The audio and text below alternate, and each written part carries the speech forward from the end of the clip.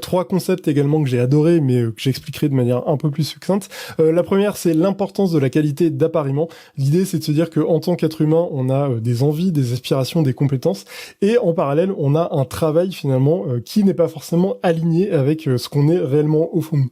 Et en fait, l'idée, c'est que quand on a une qualité d'appariement qui est mauvaise, quand notre boulot n'est pas aligné avec nos compétences, bah souvent ça crée un déséquilibre et ça peut mener à un mal-être. Deuxième idée, l'importance de l'échec dans l'apprentissage. Donc il y a vraiment tout un paragraphe, enfin tout un chapitre autour de ça, sur l'importance quand on apprend par exemple une nouvelle compétence de trouver le bon niveau de difficulté, c'est-à-dire le niveau de difficulté qui est à la fois assez challengeant pour que ce soit pas trop facile, mais en même temps qui soit pas non plus trop challengeant pour que ça ne nous décourage pas.